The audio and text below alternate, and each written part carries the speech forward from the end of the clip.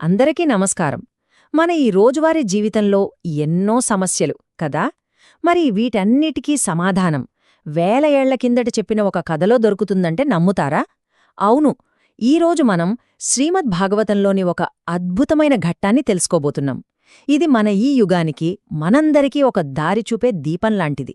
సరే, అసలు ప్రశ్న ఏంటంటే, కలియుగంలో పాపాల నుంచి బయటపడటానికి అసలు దారి ఏది?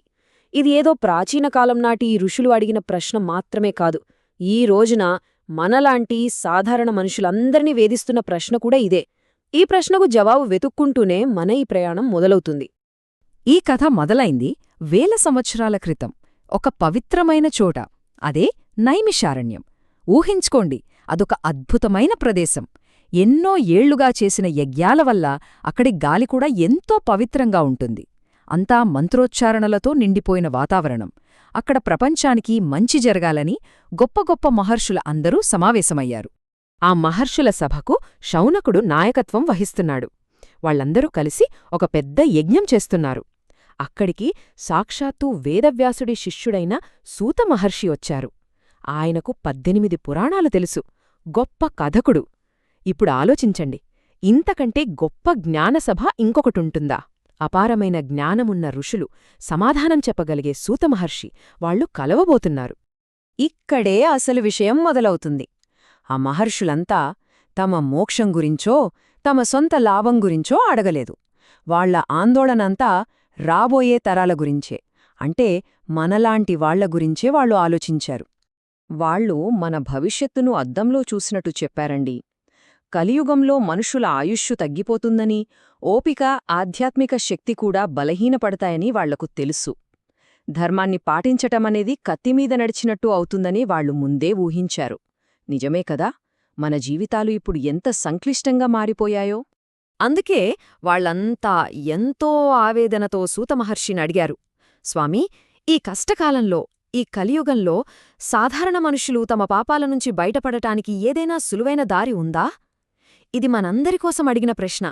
ఇంత గంభీరమైన ప్రశ్నకు సమాధానం కూడా అంతే కఠినంగా ఉంటుందనుకుంటాం కదా. కాని ఆశ్చర్యంగా సూతుడు చెప్పిన పరిష్కారం పెద్ద పెద్ద యజ్ఞాలు, యాగాలు కాదు. ఆయన చెప్పిన మార్గం చాలా సులువైనది. దాని సరళతే దాని గొప్పతనం, దాని శక్తి. ఇదిగో సూత మహర్షి చెప్పిన సమాధానం ఇదే. చూడండి ఎంత బావుందో. భగవంతుడి కథలు వినడం, ఆయన్ను కీర్తిస్తూ పాడటం, ఎప్పుడూ ఆయన్ను గుర్తుంచుకోవడం. ఈ మార్గానికి పండితులు, పామరులు అని తేడా లేదు. ధనవంతులు, పేదవాళ్లు అనే భేదం అస్సలు లేదు. ఇది అందరికోసం తెరిచి ఉన్న ఒక దారి. ఈ భక్తి మార్గానికి 3 ముఖ్యమైన మెట్లున్నాయి. మొదటిది శ్రవణం, అంటే చెవులారా భగవంతుని లీలలను వినడం. రెండవది కీర్తనం, అంటే మనసారా ఆయన నామాలను పాడుకోవడం. ఇక మూడవది స్మరణం, అంటే ప్రతిక్షణం ఆయన్ను మనసులో తలుచుకుంటూ ఉండటం. ఈ 3 కలిస్తేనే భక్తి అనేది పరిపూర్ణమవుతుంది. అయితే ఇంత అద్భుతమైన కథలను ఎక్కడ వినాలి? ఈ జ్ఞానానికి అసలు మూలమేంటి? సూత మహర్షి ఆ రహస్యాన్ని కూడా వాళ్లకు చెప్పారు.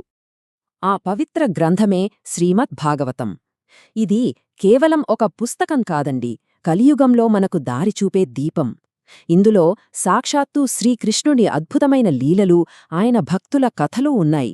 అందుకే దీన్ని కలియుగంలో మోక్షానికి రాజమార్గమని అంటారు. దీని వెనక ఉన్న మొదటి సూత్రం చాలా శక్తివంతమైనది.